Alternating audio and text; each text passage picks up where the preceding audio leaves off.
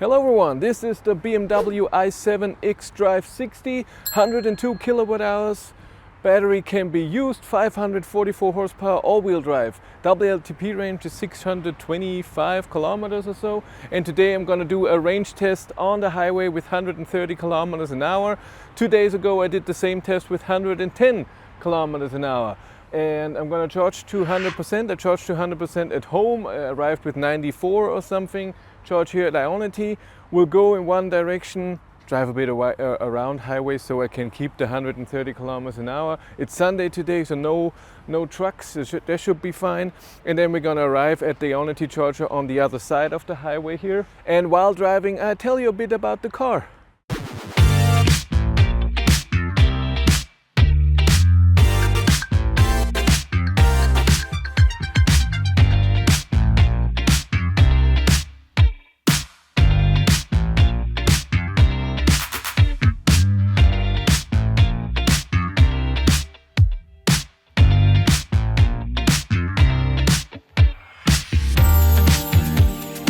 I'm on my way. I'm driving 133 kilometers an hour. You know the deal with the GPS speed. You're all pros, am I right? It rained a tiny bit, a few drops. So far it's fine. 14 degrees out there. I started with 100%. Car showed 500 kilometers of range. So far I'm down to 89%. This is my driving data.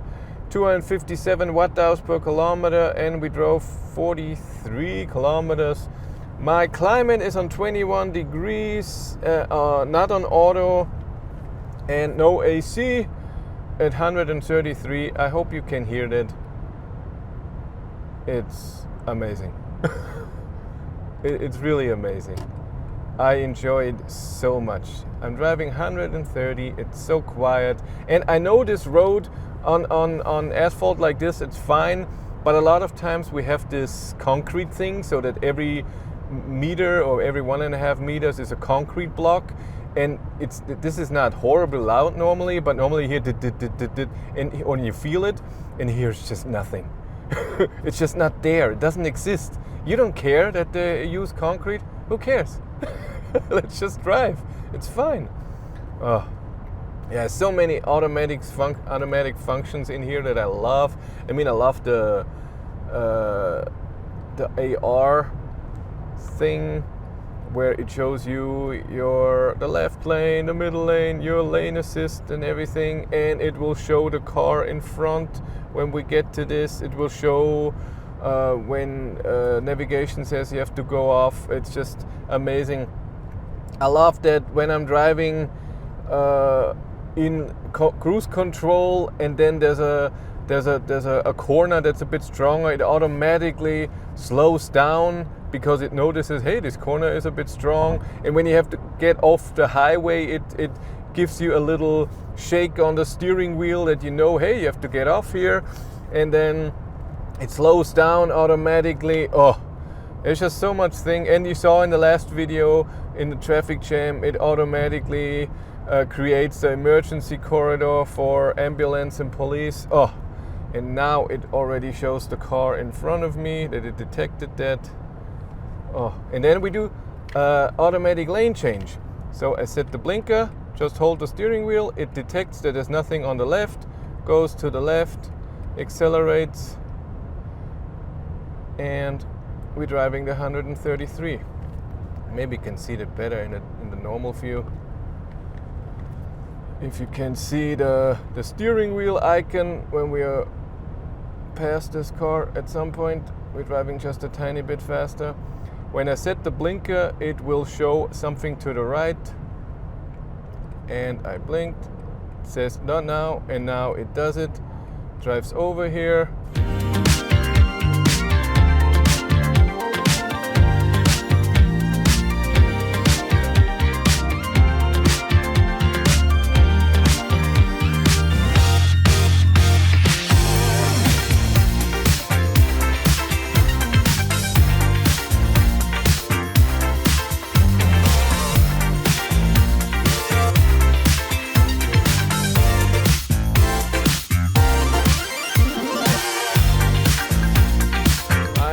75%, drove 97 kilometers. That would mean 388 kilometers of range, and my consumption is 251, which is also pretty aligned with what I see, because battery is 102 kilowatt hours, and we almost drove 100 kilometers. That would mean we used around 25 kilowatt hours to get to 75%. So everything's good. And I'm expecting at the end 370, 360, something like this. Drive is amazing. It didn't rain anymore. That's good. I have to pass, but there's someone beside me. Can't do it, man. Yeah, I noticed something. So the auto lane change, if you have to tap it for the auto lane change to do that. And if you do the full blinker indicator, then it doesn't do it. But then it's important that you leave the indicator in until you're in the middle of the road. So if you do this and then turn it off, the steering assist turns on while you're still in the movement of changing your lane, and that feels a bit uncomfortable. It does a bit of a movement because you're going over, and it thinks, oh my god, you're not perfectly straight, and it fixes it. So you just leave the indicator in a bit longer, and then it's fine. And I just turned around on the first stretch, because after this exit that I just got out, there would be a speed limit of 120. And by the way, I'm trying the speed limit adjustment, so it does it automatically. And you can do it automatically, or it tells you press set, so the speed limit is being adjusted. And you can set it to so not the perfect speed limit that it is. You can say a few kilometers an hour above or over. I think it was 15 or 13 kilometers an hour you can do above or underneath. And I put it to 9+. And so if I would press set right now, it wants 130 on the highway, it would go to 139. And when there's 120, it would go to 129. So like I said, we turned around, and I don't know why I say we. It's me alone in here.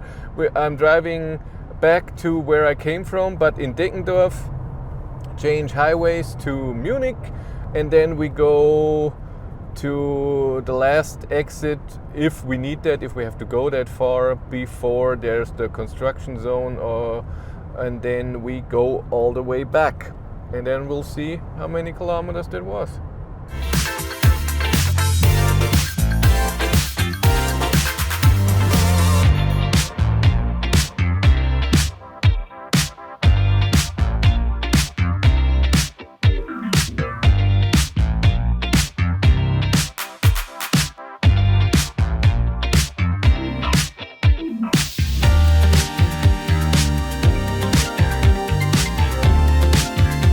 I'm at 50%, drove 196 kilometers. That would mean 392 kilometers. So it gets even up, even though our consumption went up as well. At 50%, it shows me 227 kilometers of range.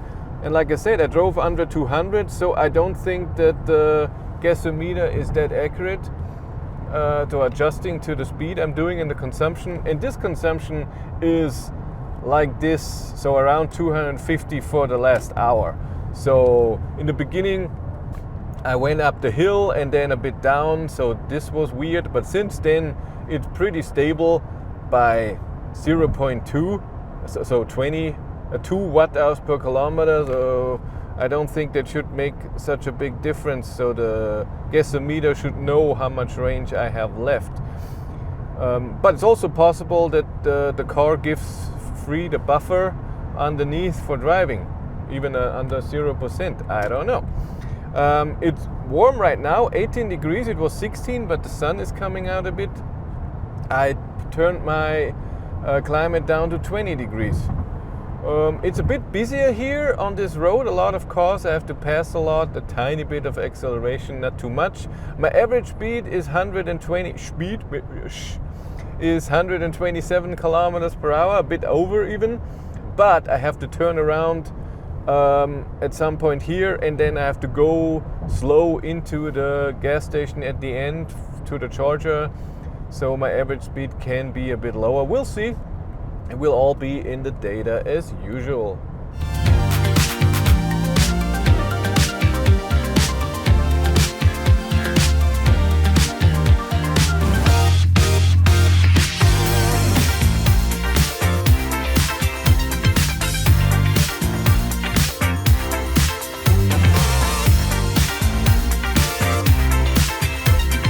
I just turned around. My cruise control is at 129. I set it automatically because it's 120 here. I tried that. I turned around at around 45%, and I'm not going the exact same way back, but it's 114 kilometers to the charger. Car thinks I'm arriving with 17%.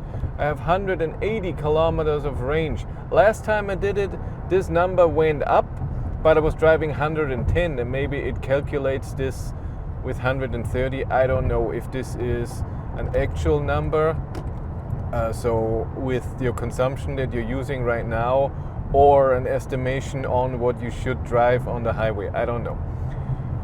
Map overall, gigantic, pretty nice. You can do so many things, you can adjust so many things. It works pretty nicely. Voice commands work very nicely. Also, a nice feature here is the gesture control, which is not just moving, it's also interacting with the screen. For example, music. I can, this guy passed me and then slows down. I can turn up the volume, turn it down, can go next song.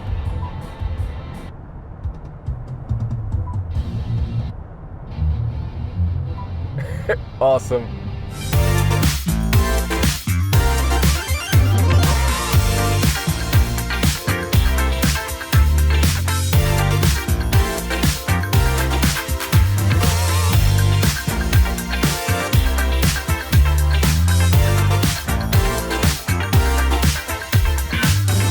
So I changed my plan. I went up north a bit back to Regensburg because the car showed me I should arrive with 23%. And it's weird because it changed a lot. So it was 17%, 18%, which is okay. And then it went to 23 and it went back to 17.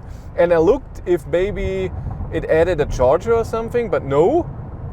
And then when I went, like I said, in the direction of Regensburg and turned around and now I'm here, it's at 9% like now, or 10 I think in the beginning, but it jumps now between 9 and 13%.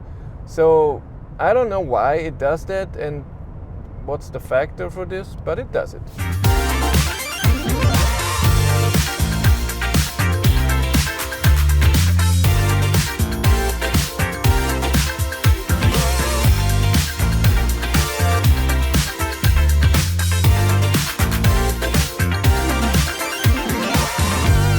I arrived with 10% and drove 363 kilometers in the trip last time. This was spot on. I will put in if it would be different now. I will look at home if this distance is correct. 244 watt-hours per kilometer. It's raining just a bit. Charging, and it looks like it's the same charging curve, and it should be the same as the BMW iX M50 which had the same battery. 169 kilowatt, 500 amp is the limit. So, but the voltage is at 392 volts, so it will go up at a higher state of charge, and then we will get the 205 kilowatt peak or 200 kilowatt. Fine. Yeah, I have to get in. It's raining. When I take the kilometers that I've driven and the 10% I arrived, then it's 403 kilometers of range. It's raining. I have to go in. We talk inside. We're inside, that's better. I can still see, I'll show you in a second. I'm charging with 194 kilowatt now at 25%. It says it takes, what is this? An hour and 10 minutes to 100%. Nobody needs that. How does it to 80%? We'll look in a second. Yeah, for a 100 kilowatt hour battery, the range is not amazing, but you also have to think it's a heavy car. Battery is heavy. and it's more efficient than the iX. The iX I got 370 kilometers, something like this, and 280 watt hours per kilometer, but it was in the winter at 2 degrees. It's a difference, but of course it's a gigantic SUV, and this is a sedan limousine, but still a gigantic car. And yes, it was a nice drive. I enjoyed it immensely, because in here I can go to charging. Where is it? Charging. And I can put the charge limit to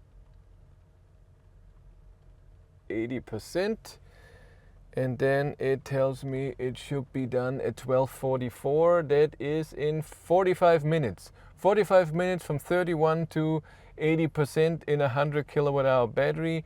You can see the charging power there, 183 kilowatt, 200 kilowatt is the peak. I never reached that, 197 I think was the peak. And you have battery warming if you need that. There's preconditioning automatically and activate once. Preconditioning for faster decharging for this journey function. For this journey, so doesn't do it right now, but that's okay. And if you want to support the channel, there's a Patreon link in the description below, and there's also channel membership here on YouTube. But that's it for me. Thank you very much for watching. Have a great day and take care. Bye.